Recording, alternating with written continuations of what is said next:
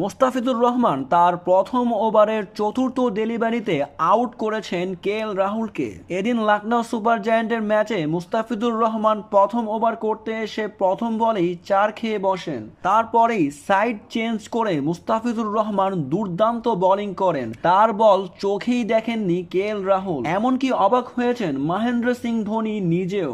বল যেন ব্যাটই আসছে না, দুর্দান্ত বোলিংয়ে পরাস্ত হচ্ছেন রাহুল। পরপর 2 বলে পরাস্ত হয়ে চতুর্থ বলে রাহুল ক্যাচ আউট হয়ে সাজঘরে ফিরেন। মুস্তাফিজুর রহমানের এমন বোলিংয়ে প্রশংসা করেছেন মাঠেই সকল খেলোয়াড়রা, যেখানে ধোনি নিজেও অবাক হয়ে গেছেন মুস্তাফিজুর রহমানের এমন স্লোয়ার বোলিং দেখে।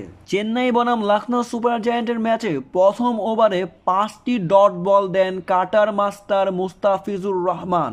মুস্তাফিজুর রহমানের এমন বোলিংয়ে মুগ্ধ হয়েছেন দর্শকেরা, তাই তো মাঠের স্লোগানে মুস্তাফিজুর রহমানের নাম ভেসে উঠছে। তবে আরও জানতে এই চ্যানেলটিকে এখনই সাবস্ক্রাইব করুন।